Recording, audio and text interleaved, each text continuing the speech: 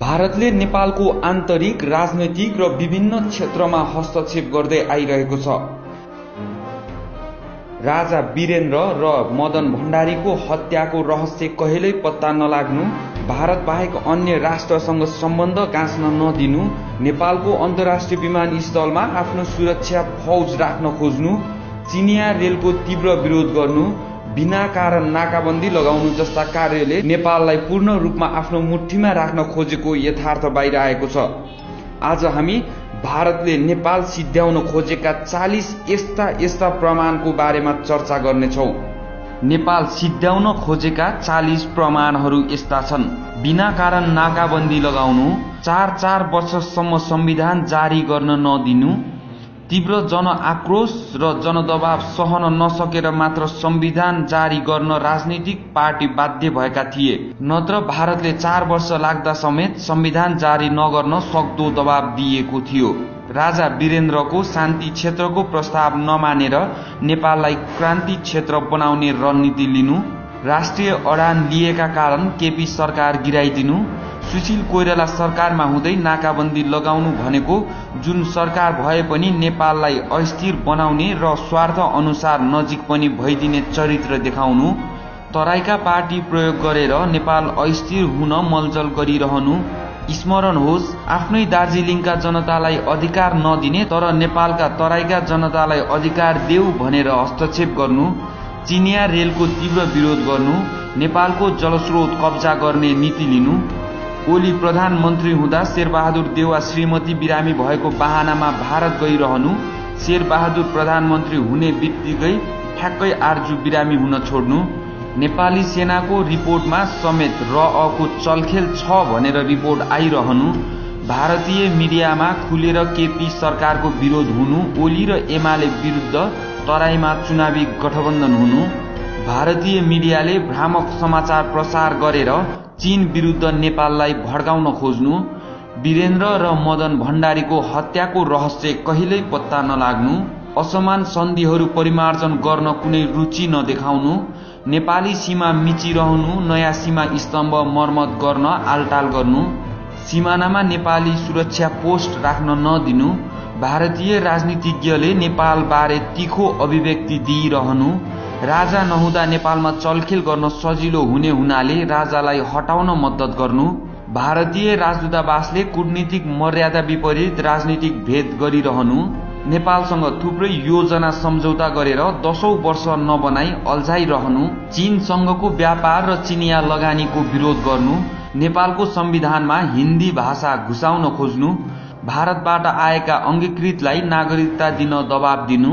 राजपालाई संविधान संशोधनको बखेडा झिक्न लगाउनु, नेपाल अन्तर्राष्ट्रिय विमानस्थलमा आफ्नो सुरक्षा फौज राख्न खोज्नु, लिपु लेकबाट भारतीय सेना नहटाउनु, भुटानी शरणार्थीलाई भारत हुँदै नेपाल पस्न दिनु तर आफू आश्रय नदिनु, अन्तर्राष्ट्रिय फोरममा मोदीले नेपालको बारेमा गलत बोल्नु, स्मरण होस् मोदीको बेलायत भ्रमणमा जारी भएको भारत बेलायत वक्तव्यमा नेपालको आन्तरिक विषयमा कुरा उल्लेख थियो।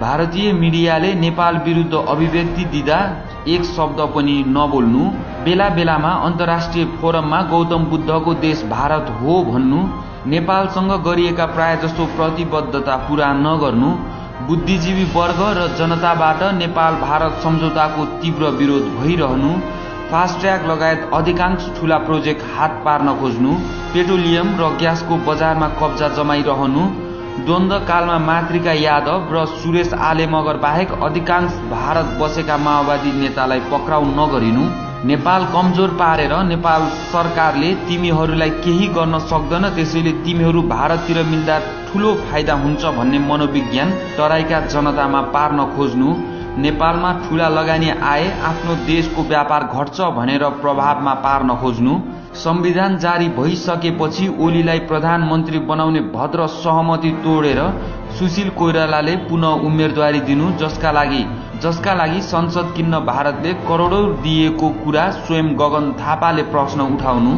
चिनिया राष्ट्रपतिको नेपाल भ्रमण हुन नदिने रणनीति लिएर नेपालका जुनसुकै प्रधानमन्त्रीलाई पहिलो भ्रमण भारतको गर्न बाध्य तुल्याउनु आदि यी केही प्रमाण मात्र हुन् जो सर्वसाधारणको आँखाले देखेको छ। यदि विज्ञले खोज्ने हो भने त यस्ता प्रमाण त झन् हजारौं भेटिन सक्छन्। यस्तै सामग्रीको लागि हाम्रो च्यानल सब्स्क्राइब गर्न नबिर्सिनुहोला। प्रधानमन्त्री केपी शर्मा ओलीको भ्रमणका अवसरमा भारत सरकारले गरेको रक्सौल काठमाडौँ विद्युतीय रेलमार्ग र जलमार्ग विकासमा सहयोग गर्ने लगायतका घोषणा गरे लगत्तै यता चीनसँग जोडिने रेलमार्ग निर्माणको सम्भावना बारे प्रारम्भिक अध्ययन गरी त्यसले ओगट्ने क्षेत्रफल तथा सम्भावित लागत सहितको प्रतिवेदन तयार पारिएको रेल विभागका अधिकारीहरूले बताएका छन्। प्रधानमन्त्री केपी ओलीको हालै भएको भारत भ्रमणमा दक्षिणी छिमेकीबाट काठमाडौँसम्म रेल ल्याउने सम्झौता भएपछि करिब 2 वर्ष अघि चीनसँग भएको यस्तै साझेदारीको प्रगतिबारे पनि चासो बढेको पाइन्छ। अघिल्लो पटक ओली प्रधानमन्त्री हुँदा चीनसँग पारवहन सम्झौताका साथै अन्तर्देशीय रेलवेबारे अध्ययन गर्ने समझदारी भएको थियो।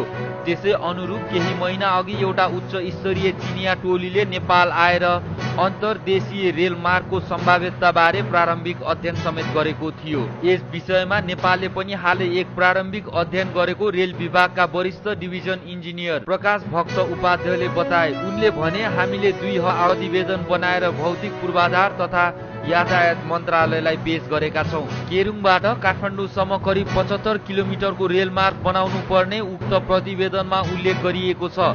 रेलवे विभागका अनुसार काठमाडौँ पोखराको दूरी झण्डै 187 किलोमिटर लामो हुने र मुगलिनबाट लुम्बिनीसम्म करिब 140 किलोमिटरको रेलमार्ग निर्माण गर्नुपर्ने देखिएको छ। जटिल भौगोलिक अवस्था भएका कतिपय स्थानदेखि केही समथर भूभाग समेत ओगट्ने सो महत्वाकांक्षी रेलमार्गको लागत स्थान हेरी फरक हुने उपाध्यायले बताए। उनले भने, केरुङबाट काठमाडौँ प्रति किलोमिटर करिब 4 अर्ब 50 करोड रुपैयाँ, काठमाडौँबाट पोखरा करिब 3 अर्ब रुपैयाँ प्रति किलोमिटर लाग्ने देखिएको छ। मुगलिनबाट चितवनसम्म करिब 3 अर्ब रुपैयाँ प्रति किलोमिटर र त्यहाँबाट अगाडि करिब 1 अर्ब 25 करोड रुपैयाँ लाग्ने देखिएको छ।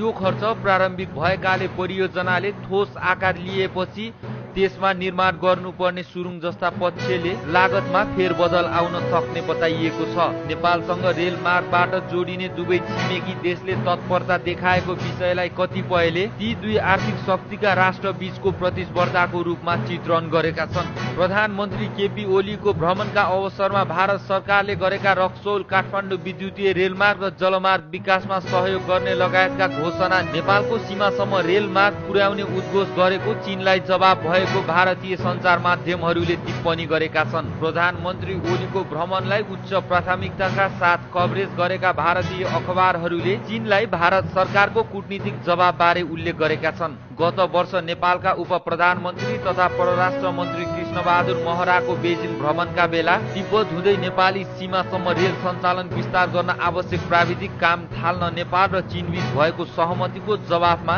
भारतका तर्फबाट पछिल्लो सहयोगको घोषणा भएको हो। भारतीय दैनिक इन्डियन एक्सप्रेसले लेखेको छ। नेपालको राजनीतिक परिवर्तन, निर्वाचन सफलता लगायत उपलब्धि प्रति खुशी व्यक्त गर्दै मोदीले नेपाली समकक्षी ओलीबाट मुलुकको राजनीतिक तथा आर्थिक विकासका क्रममा समाजमा सबै तबकालाई साथमा लिने आशा व्यक्त गरेको विदेश मन्त्रालयका सचिव विजय गोखलेलाई उद्धृत गर्दै इन्डियन एक्सप्रेसले लेखेको छ। भेटघाटका क्रममा मोदीले सामाजिक न्याय र सामाजिक एकतामा समेत जोड दिएको समाचारमा उल्लेख गरिएको छ। भारतीय सञ्चारकर्मीले नेपाली अधिकारीलाई भेट्दा पनि यी विषयमा जिज्ञासा राखेका थिए। उनीहरूले नेपालमा चीनको रेल कहिले आउला भनेर सोधेका थिए।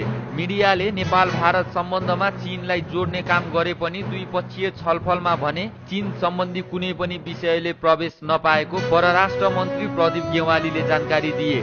दुवै मुलुकसँग मात्र नभएर अन्य मुलुकसँग पनि नेपालको आफ्नो प्रकारको सम्बन्ध छ, यसलाई जोड्न मिल्दैन, गेवालीले भने। प्रधानमन्त्री ओलीले 2 वर्ष अघि आर्थिक नाकाबन्दीलाई लक्षित गर्दै आजको आधुनिक युगमा वस्तु तथा मानिसको आगमन अवरुद्ध हुने नहुने जिज्ञासा राखेको अर्को अङ्ग्रेजी दैनिक द हिन्दूले लेखेको छ। द्विपक्षीय तथा क्षेत्रीय कनेक्टिभिटी र पारवहन व्यवस्था सधैँ बिना अवरोध सहज ढङ्गले सञ्चालन हुनुपर्दछ, ओलीलाई उद्धृत गर्दै द हिन्दूले छापेको छ। भारत र चीन नीतिको निर्णय गर्ने नेपाल स्वतन्त्र रहेकोमा ओलीले विशेष जोड दिएको उक्त दैनिकले उल्लेख गरेको छ। भारतीय पत्रिकाहरूले प्रधानमन्त्री ओलीलाई भारतले नेपालमा नाकाबन्दी लगायतको विषय बाहिर ल्याएर समाधानको पहल गर्ने व्यक्तिको संज्ञा समेत दिएको छ। रेल र जलमार्ग विस्तारमा भएको समझदारी मार्फत नेपाल भारत सम्बन्ध पुनः परिभाषित गर्ने प्रयास गरिएको अर्को भारतीय अङ्ग्रेजी दैनिक हिन्दुस्तान टाइम्सले लेखेको छ। चीनलाई जवाब दिन पनि सत्तारोहण पछिको पहिलो विदेश भ्रमणमा निस्केका ओलीलाई भारतले रातो कार्पेट ओछ्याएर स्वागत गरेको उक्त दैनिकले उल्लेख गरेको छ। पत्रिकाले भारत भ्रमणका क्रममा ओलीले विश्वासमा आधारित सम्बन्धमा जोड दिएको बताएको छ। छिमेकीसँगको सम्बन्ध अरूसँग भन्दा फरक हुन्छ। समानता, न्याय, आपसी सम्मान जस्ता सिद्धान्त नै शान्तिपूर्ण छिमेकीसँगको सह-अस्तित्वपूर्ण सम्बन्धका आधार हुन्। ओलीलाई उद्धृत गर्दै द हिन्दुस्तान टाइम्सले लेखेको छ। अर्को अङ्ग्रेजी दैनिक टाइम्स अफ इन्डियाले पनि पूर्वाधार विकासमा चीनको आक्रामक रणनीतिको जवाफमा भारतले हिमालयको देश नेपाललाई भारतीय रेल सञ्चालनमा जोड्न भारतले अन्तर्देशीय रेलमार्ग र जलमार्ग निर्माणका लागि तत्परता देखाएको दावी गरेको छ। जलमार्ग निर्माणले भूपरिवेष्टित मुलुकलाई सिधै समुद्रसम्म पहुँच विस्तार हुने उक्त दैनिकको निष्कर्ष। जलमार्ग सम्बन्धी पछिल्लो समझदारीबाट भारततर्फ बगेर गइरहेको नेपाली नदीमा रहेका जलविद्युत ऊर्जाको सम्भावना सदुपयोग हुने र बाढीका कारण वातावरणीय तथा इकोलोजिकल प्रभाव जस्ता समस्या सम्बोधन हुने विश्लेषण पनि पत्रिकाले गरेको छ। ओलीको भारत भ्रमणकै क्रममा 900 मेगावाट क्षमताको अरुण तेस्रो आयोजनाको शिलान्यास गर्ने पूर्व निर्धारित कार्यक्रम अन्तिम समयमा स्थगन गरिएको थियो।